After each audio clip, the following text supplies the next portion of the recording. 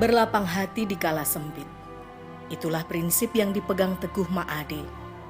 Kondisi hidupnya yang serba kekurangan tidak membutakan mata hatinya. Dengan ikhlas ia merawat dan membesarkan keponakannya yang polio sejak kecil. Bilang orang tua saya gitu, gimana kalau udah meninggal mak, katanya nanti ya sengsara. Tapi kenyataannya iya sengsara ya sama saya.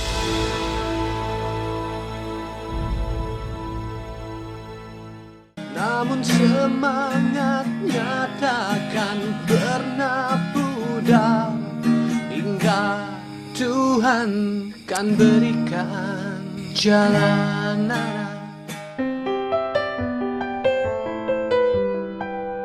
Sorotan sinar matahari mulai menghangatkan setiap sudut rumah sederhana milik Ade Murbaningsih yang terletak di Kampung Sindang Sono, Lebak, Desa Sukamana, Kecamatan Cigalontang, Tasikmalaya.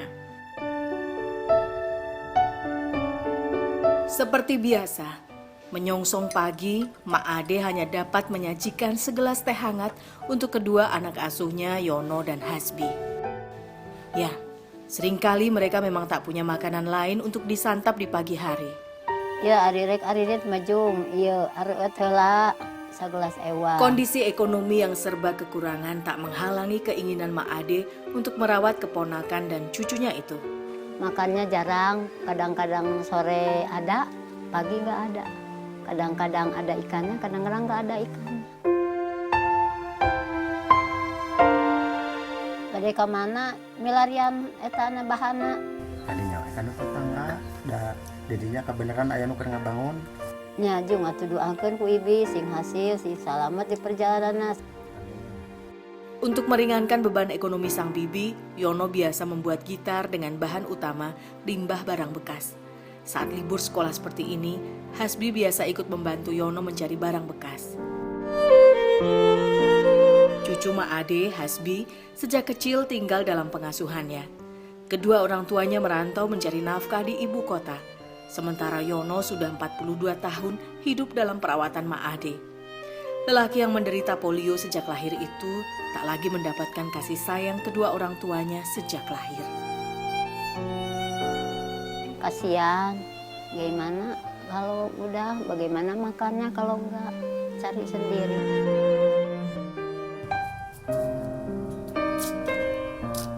Sebenarnya kondisi ekonomi keluarga ini memang tak juga pernah berlimpah. Namun kematian suaminya akibat serangan jantung membuat kehidupan mereka kian sulit. Saya kan suami saya meninggal, nggak ada kerjaan, makan dari mana. Terus emak mikir gitu, pengen jualan.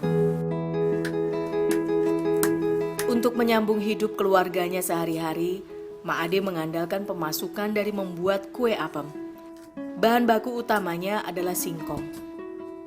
Setelah dikupas kulitnya, singkong dicuci hingga benar-benar bersih. Hal ini sangat penting agar kue apem tidak mudah basi.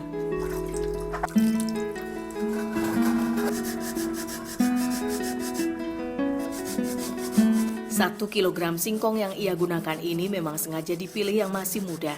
Dengan begitu seratnya masih kecil dan akan membuat apem bertekstur lembut nantinya.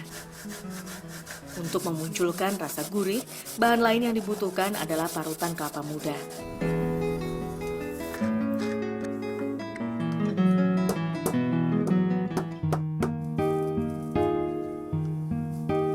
Untuk memberikan sensasi rasa manis pada kue buatannya, Ma'ade sengaja memilih menggunakan gula pasir dibandingkan dengan gula aren. Hal ini bertujuan agar apem bertampilan warna yang lebih cantik. Setelah merata, adonan kemudian dicampur kembali dengan setengah kilogram tape singkong. Untuk memperkuat aroma, adonan ditambahkan vanili bubuk, serta sedikit air sebagai pelarut. Adonan yang sudah siap kemudian dibagi dua, masing-masing diberi warna yang berbeda.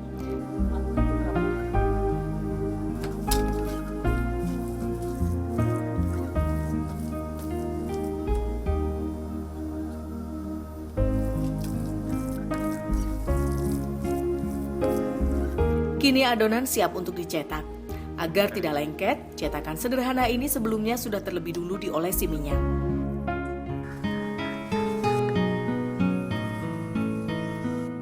Barulah kemudian adonan dikukus selama kurang lebih 30 menit.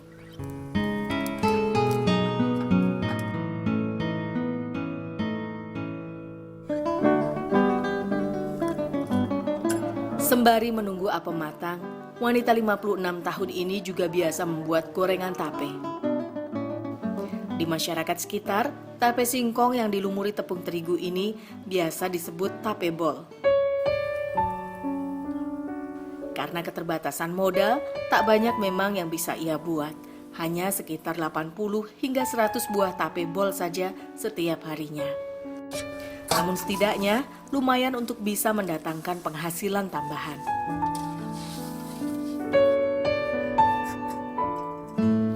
Untuk memperkuat rasa manis, bagian luar tape bol dilumuri dengan gula aren yang sudah dicairkan. Setiap potong kue yang ia buat ini nantinya akan dijual seharga Rp400 per buah.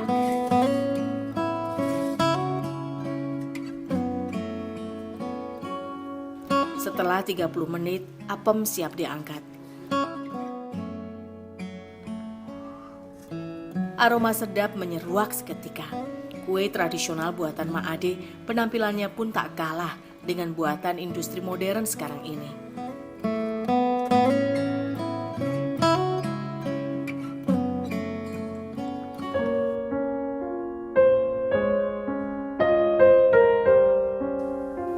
Selagi masih hangat, Mak Ade bergegas mengantar dagangannya dari warung ke warung.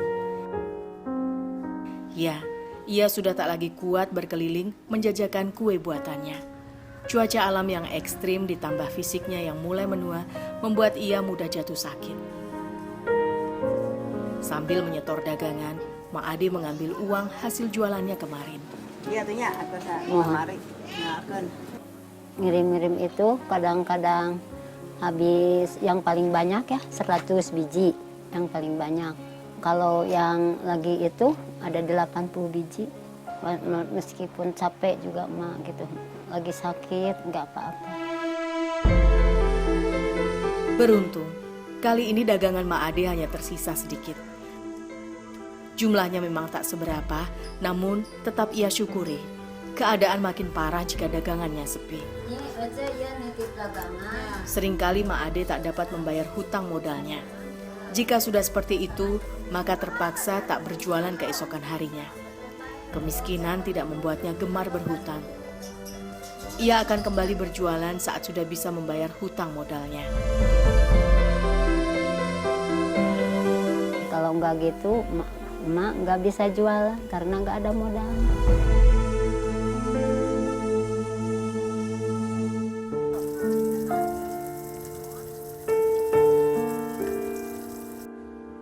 Dengan segala keterbatasannya, Yono mencoba tetap melangkah pasti.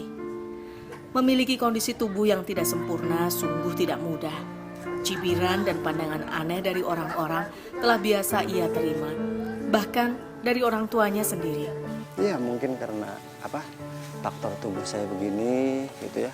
Karena usia mungkin ya, saya udah gede jadi dibiarin aja. Yang intinya mungkin dia malu lah. No, iya ayah kai pilih peryogi gitu. Mananya? Kaina naon? Ya, menderita polio sejak lahir membuat kedua orang tuanya merasa tak sanggup merawat Yono. Belas kasihan sang bibilah yang akhirnya membuat ia bisa bertahan hidup hingga saat ini.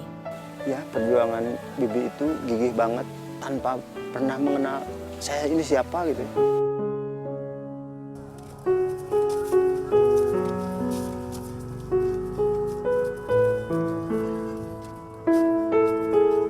Tempaan hidup tak membuat Yono rendah diri. Ia justru memandangnya sebagai cambuk pembangkit semangatnya. Inilah yang membuatnya tumbuh menjadi pria tegar. Dukungan dan bantuan dari Hasbi sang keponakan sangat ia syukuri. Saat remaja 13 tahun itu libur sekolah seperti sekarang, Yono memanfaatkannya dengan sebaik mungkin. Paling ngambil kayak gitu. Setiap barang yang nggak kejangkau, nggak kebawa, paling dia yang disuruh. Ya, jangankan berjalan sambil memikul barang-barang. Menopang tubuhnya sendiri saja sudah sangat menguras tenaga.